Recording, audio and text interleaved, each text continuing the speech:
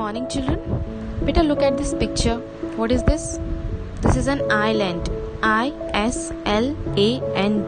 S is silent here. Island.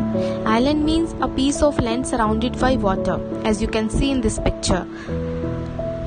Suppose, beta, you are left alone on an island for many years. Then what would you do?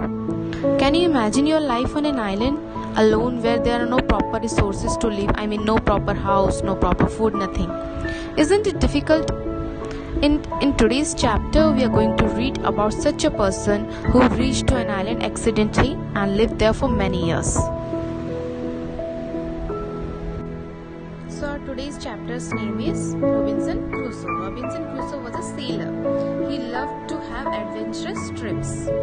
Once he was on a trip when his ship was destroyed by the strong waves of sea, and he reached to an island. He couldn't go back to his home because his ship was destroyed. He was completely alone on that island. So beta, accidentally he reached to an island because his ship was destroyed, and unfortunately he couldn't go back to his home, so he had to live on that island for many years, and that too alone. So one day he saw a footprint of a man on sand. It was very surprising for Robinson Crusoe because he was alone on that island. He looked around, but nobody was there, and it was more surprising that there was only one footprint. He couldn't find any other footprint. Robinson Crusoe was surprised and amazed. He kept thinking about the footprint but got more and more confused. He was thinking about the footprint but getting confused. He returned to his cave. Cave means because there were no proper houses on that island, beta. So he used to live in a cave.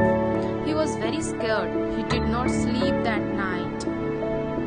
He was so frightened.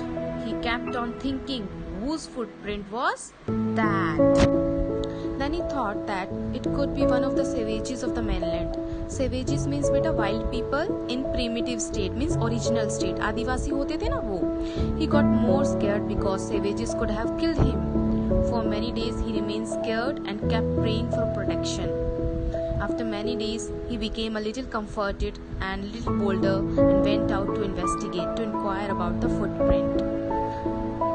But he could not find out anything relevant to that footprint.